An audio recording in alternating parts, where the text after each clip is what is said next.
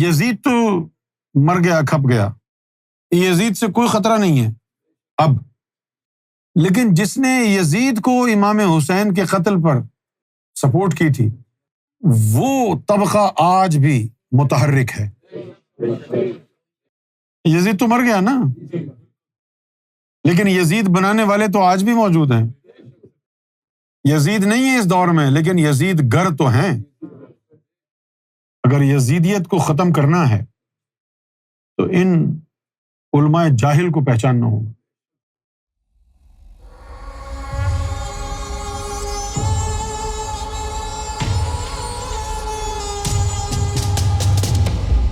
اگر مجھ سے کوئی گستاخی ہو تو معاف فرمائیں، ان منافقین سے آگاہ فرمائیں جنہوں نے آج اسلام کا چلیپا کر دیا۔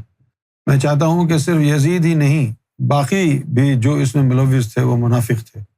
آپ ان کا پردہ ہٹا کر پوری انسانیت پر ان کا مکروہ چہرہ دکھائیں۔ آپ کی بارگاہ واحد ایسی بارگاہ ہے جہاں سے دنیا کو رب اور حق سچ مل رہا ہے۔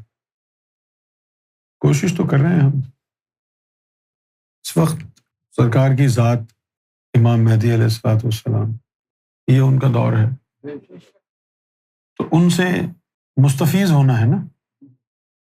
اگر ان کے دور میں ہوں اور ان سے مستفیض نہ ہوں، فیض نہ لیں، تو پھر سب سے بڑی محرومی ہے۔ شاید وہ جو روایت ہے ائمہ اہل بیت کی کہ جو امام مہدی کے دور میں پیدا ہوا اور پہچانے بغیر مر گیا وہ جاہلیت کی موت مرا، مرے نا، امام مہدی کے دور میں رہے اور پہچانے نہ، جھٹلائے، وہ بھی جاہلی ہے نا۔ یہ تمام حقائق اس لیے بتا رہے ہیں تاکہ لوگوں کو امام مہدی علیہ السلام کی تعلیم سمجھ میں آئے۔ واقعہ کربلا میں جو سب سے بڑا سبق ہے وہ یہی ہے۔ آج لوگ یزید کا تو نام لیتے ہیں کہ بھئی یزید نے ایسا کیا، لیکن یہ بات نامکمل ہے۔ اس لیے نامکمل ہے کہ یزید کے ہاتھ مضبوط کرنے والے امام حسین کے قتل پر اس کے ہاتھ مضبوط کرنے والے علماء اکرام تھے۔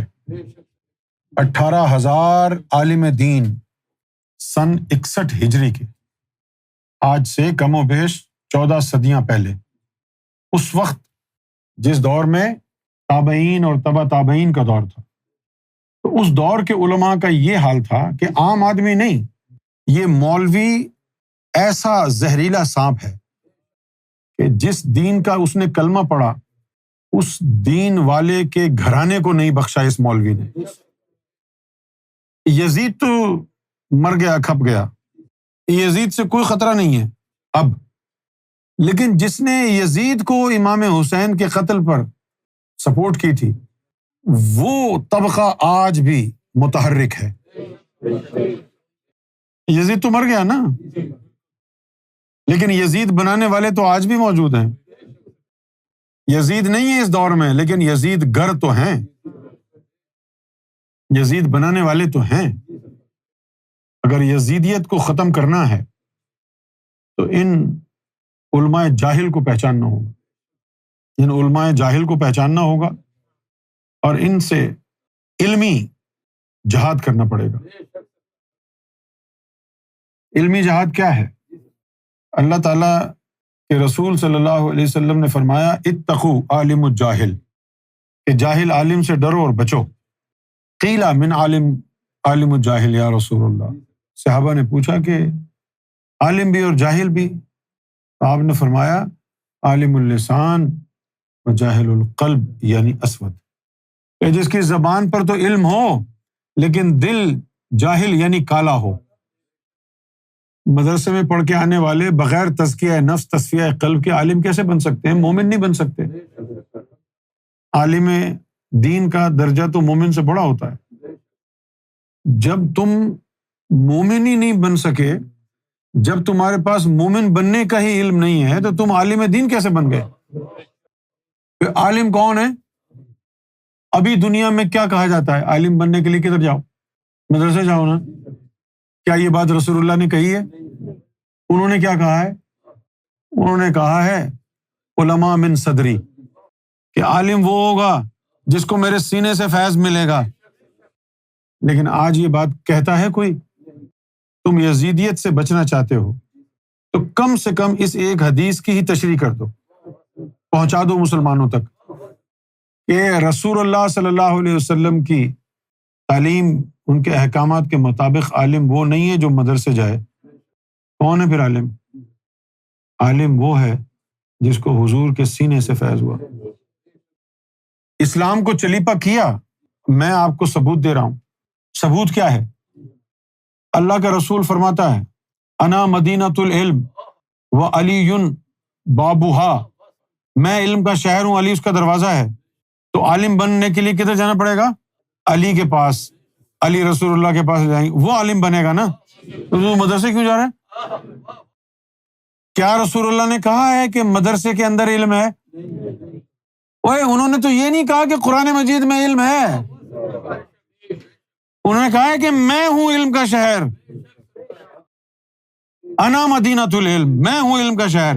اپنی طرف انہوں نے علم کا اشارہ کیا ہے کہ مجھ سے علم لو۔ وہ علی بابھا، اور علی اس کا دروازہ۔ اس بات کو آگے بڑھاؤ نا، پہلے تو تم ایمان لاؤ اس بات پہ۔ ایک چھوٹی سی شریعت کے مطابق بات ہے، جو کام رسول اللہ نے کیا وہ سنت۔ مدرسے میں پڑھنا سنت ہے یا نہیں؟ کیوں نہیں ہے؟ وہ کسی مدرسے گئے ہی نہیں، تم خود کہتے ہو۔ تو مدرسے میں پڑھنا سنت ہی نہیں ہے، تو پھر سنت کیا ہے؟ الرحمن علم القرآن، اللہ نے قرآن کا علم مصطفیٰ کو سکھایا، اور پھر مصطفیٰ اور علی کو مامور کیا کہ وہ تم کو سکھائیں۔ اور تم علی اور مصطفیٰ کو چھوڑ کے مدرسے میں مولانا ڈیزل کے پیچھے لگ گئے، ادھر سے تو یزید اور معاویہ ہی بنو گے نا۔ وہ مدرسہ کون سا ہے جہاں سے نکل کے تم اللہ کے دوست بنو گے؟ وہ مدرسہ سینہ مصطفیٰ ہے، وہ مدرسہ مولا علی کا سینہ ہے، جس کا تعلق ان دو سینوں سے جڑ گیا، وہ بس وہ عارف باللہ ہے، وہ معارف ہے، وہ اللہ کو بھی جانتا ہے، وہ دین کو بھی جانتا ہے۔ اور جن کا ان ہستیوں سے تعلق نہیں جڑا، وہ بھلے کہیں بھی جا کے پڑھے۔ ایک ذاکر تھا ملتان کا، ہاشم، وہ چلا گیا مدینہ، وہاں کے مدرسے میں پڑھ کے آیا، درس نظامی کر کے آیا، اور آنے کے بعد پھر سرکار سے بحث کرنے لگا امام مہدی کے معاملے میں، اور یہ بھی کہنے لگا کہ آپ کے اندر بہت ساری نشانیاں امام مہدی کی ہیں، لیکن آپ کے والد کا نام عبداللہ نہیں ہے، آپ کی والدہ کا نام آمنہ نہیں ہے۔ اس نے یہ بولتا گیا اور سرکار کی آنکھوں سے آنسو گرتے رہے۔ ایسے بہت سے حرامی ہم نے دیکھے تھے، ان میں ایک شخص کا نام تھا نور محمد سرہندی۔ مجھ سے بات نہیں کرتا تھا وہ، کیونکہ میں ایک بات اگر کہوں گا تو پھر کہوں گا کہ پہلے اس کو ثابت کرو، اس کے بعد آگے چلیں گے، کیونکہ یہ جو جہنمی لوگ ہوتے ہیں ان کی ایک عادت ہوتی ہے، یہ صرف بولتے ہیں، آپ کی نہیں سنتے، لہٰذا ان سے بحث نہیں کر سکتے۔ ایک نقطہ رکھ دو پہلے، اس کو ثبوت کو، باقی باتیں بعد میں کریں گے، پہلے یہ سبق۔ جیسے چاند پر امام مہدی کا چہرہ آئے گا، امام جعفر صادق نے فرمایا ہماری باتوں کو بھول جاؤ، فرض کرو کہ تمہیں سرکار کے بارے میں کچھ نہیں پتا، فرض کرو کہ سرکار کی چاند پر تصویر ہے، اس کا بھی کچھ نہیں پتا۔ اب یہ بتاؤ کہ چاند میں چہرہ ہے، یہ کیسے پتہ چلے گا کہ یہ امام مہدی ہیں اور یہ کدھر ہیں؟ چلو فرض کر لیتے ہیں، جیسے ہمارے اہل تشیع بھائیوں کا جو عقیدہ ہے کہ امام حسن العسکری کے جو فرزند ہیں، جن کے بارے میں ہمارے تشیع بھائیوں کا یہ عقیدہ ہے کہ وہ بچپن میں غائب ہو گئے تھے، بچپن میں غائب ہو گئے تھے، اور وہ اس وقت سے لے کر اب تک غیبت میں ہیں۔ اب جو چاند پر تصویر ہے، تم نے اس بچے کو تو دیکھا نہیں، اس کی فوٹو ہے آپ کے پاس؟ نہیں۔ تو چاند میں جو تصویر آئے گی امام مہدی کی، کیسے پہچانیں گے آپ؟ اس کو تو آپ نے دیکھا ہی نہیں۔ پھر آپ کہیں گے نہیں، جو چاند میں تصویر ہے یہ انہی کی ہوگی، یہی کہہ سکتے ہیں بس، ہم نے دیکھا تو نہیں ہے لیکن چاند پہ تصویر ہے تو انہی کی ہوگی۔ وہ اتنے میں پھر کوئی دیکھا تھا کہ یار یہ تو سرکار گوھر شاہی کی ہے، یہ دیکھو یہ شخصیت ہے، پھر آپ کا کیا بنے گا؟ جب پتنگ اڑاتے ہیں نا، ایک تو یہ کہ آپ نے سدی پکڑی ہوئی، وہاں سے کسی نے پیچ لگایا، وہ کٹ گئی، لیکن مہارت پتنگ باز کی یہ ہے کہ کنوں سے کاٹے، نہیں، بالکل رکھ کے. یہ تصویر گوہر شاہی نے اس عقیدے کو کنوں سے کاٹ دیا.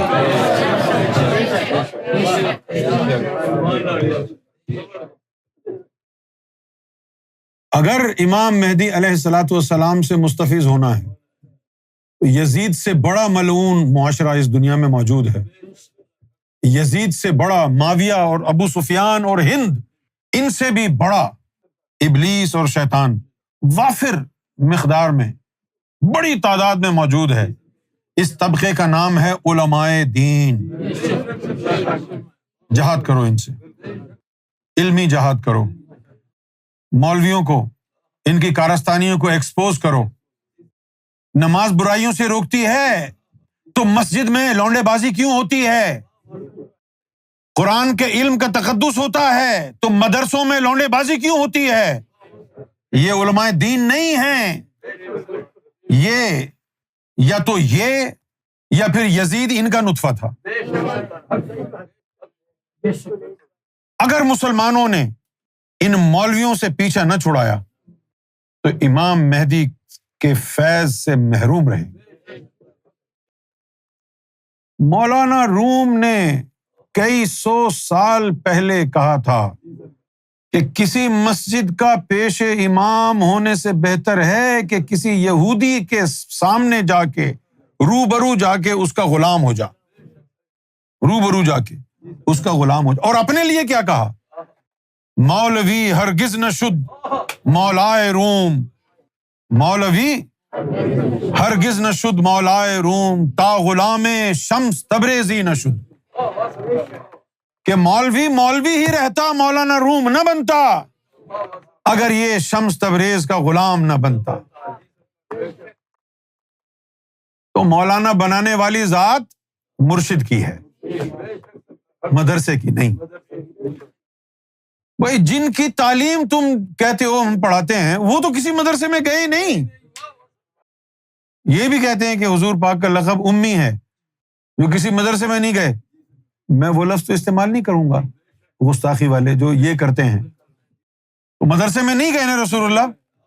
چلو مدرسے سے بھی تعلیم ملے گی، مان لیا تعلیم ملے گی، لیکن مدرسے سے تعلیم حاصل کرنا سنت رسول نہیں ہے نا.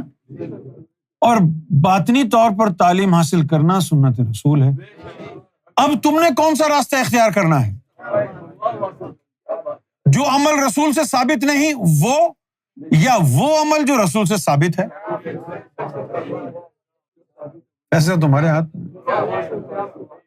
رسول اللہ نے تو نہیں کہا، رسول اللہ تو نہیں کہا کہ بھئی مدرسے میں جا کے تعلیم حاصل کرو. یہ بتاؤ رسول اللہ کے دور میں دین اسلام سکھانے والے مدرسے چین میں موجود تھے؟ تو پھر کیوں کہا کہ علم حاصل کرو بھلے چین جانا پڑے؟ ادھر نہیں بیٹھے ہوئے تھے ابو بکر صدیق؟ مولا علی نہیں بیٹھے ہوئے تھے؟ مولا علی بیٹھے ہوئے تھے نا. تو اس کا مطلب یہ ہوا کہ یہ علم صرف مولا علی کے پاس نہیں، اوروں کو بھی دیا ہے نا، تبھی تو چین بھیج رہے ہیں. کسی اور کو بھی دیا ہوگا نا. تو مدرسہ تو نہیں تھا نا ادھر کوئی چین میں، تو پھر چین کیوں بھیج رہے ہیں؟ کہ یہ نہ سمجھنا کہ یہ علم سارا اس عرب میں مدینے اور مکے میں ہی رہے گا. ہو سکتا ہے دور دراز سے کوئی آئے، یا دور دراز اللہ تعالیٰ کسی کے سینے کے اوپر مہربان ہو جائے اور اپنا نقشہ ادھر جما دے. وہ کہیں سے بھی ہو، یہ نہیں سمجھنا مدینے میں پیدا ہو، مکے میں پیدا ہو، بغداد میں ہو، نجف میں ہو. اب آگے بھی تو اللہ تعالیٰ کہیں بھی پیدا ہونے والے کو نواز سکتا ہے نا. نہ مدینے میں پیدا ہونا بہت بڑی بات ہے، بڑے منافق مدینے میں پیدا ہوئے. نہ مکے میں پیدا ہونا بہت بڑی بات ہے، وہ کتنے منافق کتنے کافر ادھر ہوئے. نہ ہی نجف میں پیدا ہونا کوئی بڑی بات ہے. بڑی بات کیا ہے؟ اس دل کا منور ہونا ہے، اس دل کا منور ہونا ہے. اور یہ دل منور ہوگا مولا علی کی نظر سے، رسول اللہ کی نظر سے. اور ان کی نظر جو ہے وہ اس کے لیے محتاجگی نہیں ہے کہ جس پر نظر کرنی ہو وہ مکے میں ہی ہو، ہم بھی مکے میں ہیں، تب تو نظر کام کرے گی۔ جب انسان کے اندر شیطان آ کے بیٹھ جاتا ہے تو پھر وہ رخسانہ جعفری کی طرح باتیں کرتا ہے۔ غیبت کے بعد ان کا کشف بند ہو گیا تو پھر وہ کہنے لگی کہ بھائی مزار پہ آؤ کوٹری شریف، وہاں پر بیٹھ کے چیک کروں گی، وہاں سے اٹھ کے جانے کے بعد جو ہے چیک نہیں ہو سکتا۔ غیبت سے پہلے تو ہر جگہ چیک کرتی تھی تم، اب مزار کے اوپر چیک کیوں کرو گے؟ یہ ہے فراڈ۔ بھائی کوٹری شریف کوئی عرش الہی سے نزدیک ہے کہ کراچی دور ہے، کوٹری قریب ہے؟ ہاں؟ یہ مدرسے سے نہیں ملتی تعلیم۔ علامہ اقبال نے بھی کہا تھا مکتب کی کرامت تھی کہ فیضان نظر تھا، سکھلائی کس نے اسماعیل کو آداب فرزند۔ مکتب کی کرامت ہی تو نہیں تھا نا۔ مولانا روم نے بھی یہ کہا دین مجو اندر کتب او بے خبر، دین کتابوں میں نہیں ہے بے خبر، علم و حکمت از کتب، علم اور حکمت کتابوں میں ہے، دین از نظر، دین جو ہے وہ نظروں سے عطا ہوتا ہے، علم اور حکمت کتابوں میں ہے، دین نہیں ہے کتابوں میں، دین نظروں سے عطا ہوتا ہے۔ تو جو مکروہ چہرہ ہم آپ کو دکھا رہے ہیں وہ مکروہ چہرہ نہیں ہے، وہ مکروہ چہرے ہیں۔ اور چونکہ آپ یقین کرتے ہیں میری باتوں پہ، لہٰذا میں تھوڑا سا اور ہمت کر کے بتاتا ہوں کہ اس دور میں پولیٹیکلی کریکٹ ہونا نہیں چاہتا۔ پولیٹیکلی کریکٹ ہونا کیا ہے کہ حق ہونے کے باوجود بھی معاشرہ جس چیز کو صحیح سمجھ رہا ہے وہی بولو، یہ منافقت ہے میرے نزدیک۔ ایک زمانہ تھا کہ علماء حق بھی تھے اور علماء سو بھی تھے، لیکن اس وقت ایک بھی عالم حق عالم عمل نہیں ہے۔ جو بھی آپ کو مولوی نظر آئے گا سمجھ جانا کتی کا بچہ ہے، سمجھ جانا سفید ناگ ہے، کوئی بھی مولوی ہو۔ سیدنا امام مہدی سرکار گوھر شاہی نے فرمایا ہے کہ بغیر باطنی علم کے مولویت بہت بڑا فتنہ ہے، بہت بڑا فتنہ ہے۔ جو باطنی علم نہیں ہے نا تو پھر قتل و غارت ہے، یہ ہو ہی رہی ہے نا قتل و غارت۔ ہندوستان میں تو ہندو مسلم کے فسادات ہوتے ہیں، پاکستان میں تو نہیں ہونے چاہیے تھے نا، یہاں سنی شیعہ کے ہوتے۔ دونوں کا اللہ ایک، رسول ایک، قرآن ایک، پھر قتل و غارت کیوں؟ وہ ان کو کافر بولتے ہیں، وہ ان کو کافر بولتے ہیں، پتہ چلا کہ دونوں ہی کافر ہیں۔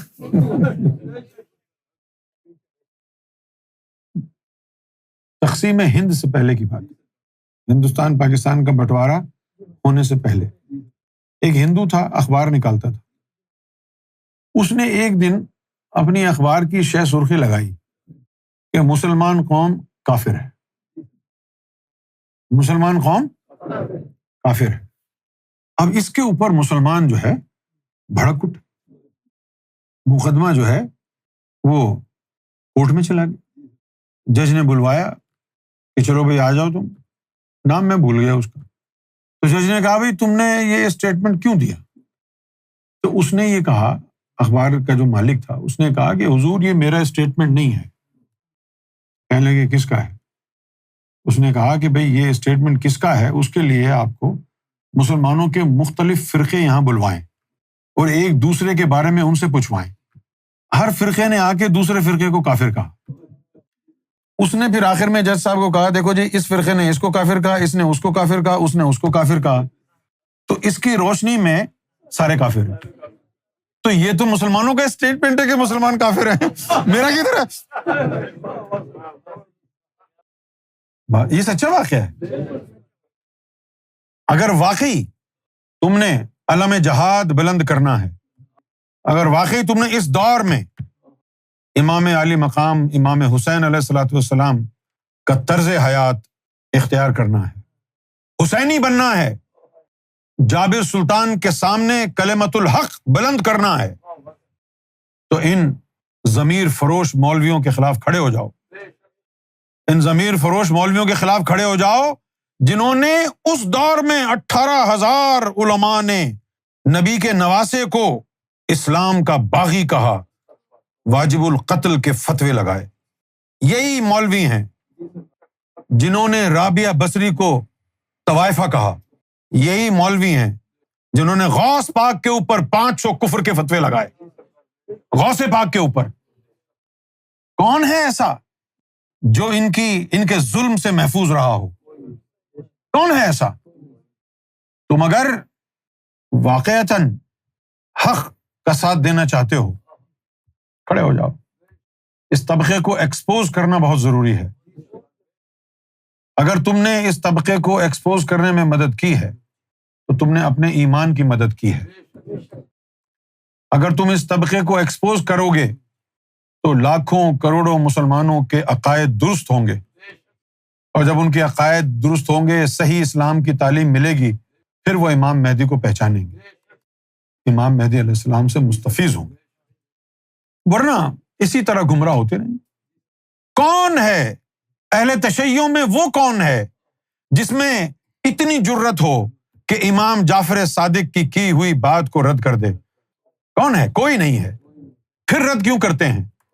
اہل تشیع کے علماء، عالم ہے، سنیوں کا عالم سنیوں کو گمراہ کرنے کے لیے پیدا ہوتا ہے، وہابیوں کا عالم ان کو گمراہ کرنے کے لیے، شیعوں کا عالم شیعوں کی جیب کاٹ کے خود ڈرامے کر کے روتا ہے، تم سب کو حقیقت میں رلاتا ہے۔ مومنو روئی چلو، بس یہی اس کا ہے۔ نہ شیعہ کا عالم درست ہے، نہ سنی کا، نہ وہابی کا، نہ دیوبندی کا، نہ بریلوی کا۔ کس کا عالم درست ہے؟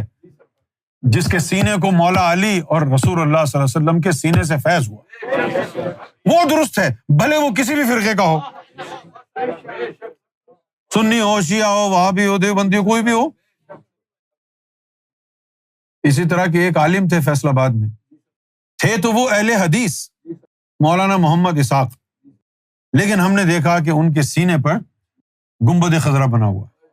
مولانا محمد اسحاق فیصل آباد کے، مولانا محمد اسحاق صاحب جو تھے ویسے تو اہل حدیث کے عالم تھے، لیکن وہ رسول اللہ کی نظروں میں آ گئے اور رسول اللہ نے ان کو رنگ دیا۔ کبھی آپ کو موقع ملے تو مولانا محمد اسحاق کی جو ہے یوٹیوب کے اوپر دیکھیں، اردو زبان میں بھی ان کی بڑی لگی ہوئی ہیں، لیکن جب وہ پنجابی زبان میں تقریر کرتے ہیں تو وہ پھر مزہ ہی کچھ اور ہے، کیونکہ اس وقت پھر جو ہے نا وہ فلٹر نہیں لگاتے، وہ پھر کیونکہ ان کی زبان ہے نا، اس زبان کے اندر وہ فری ہو کے بولتے ہیں۔ اپنا عقیدہ درست کرنا ہے، مولانا محمد اسحاق کی گفتگو سنو۔ بظاہر اہل حدیث ہیں وہ، لیکن جس طرح حدیثیں وہ بیان کرتے ہیں مولوی کی پوری نسل نہیں کر سکتی۔ مولانا محمد اسحاق فیصل آباد کے، انتقال ہو گیا، ابھی میرا خیال ہے کہ 8-10 سال ہوئے ہیں ان کا انتقال ہو گیا۔ غیبت کے بعد میں نے ایک دفعہ اچانک ویڈیو ان کی دیکھ لی، تب مجھے پتہ چلا کہ یہ اللہ والے تھے تو اہل حدیث، لیکن اللہ والے تھے۔ آپ نے مشورہ مانگا، میں نے مشورہ دیا ہے آپ کو۔ انسانیت پر رحم کرنا ہے، انسانیت پر فضل کرنا ہے، ان مولویوں کے خلاف جہاد کرو۔ یہ مولانا ڈیزل ہے نا، یہ امریکن ایمبیسی جا کے وہاں کے فورن منسٹر یا کوئی آتا سیکرٹری آف اسٹیٹ، ان کے قدموں میں بیٹھ کے کہتے کہ آپ میری داڑھی پر نہ جائیں، آپ میرے امامت شریف پر نہ جائیں، آپ بس مجھے صدر بنا دیں، جو آپ کہیں گے میں وہ کروں گا۔ یہ ہے ان کا دین اسلام کی تبلیغ کا ڈھونگ۔ یہ سب بکاؤ مال ہے۔ بلے شاہ نے انہی کے لیے کہا تھا، کھا کے سارا مکر گئے جنہاں دی بغلاں وچ قرآن۔ یہ وہی ہے، جدھر زیادہ ادھر ارادہ۔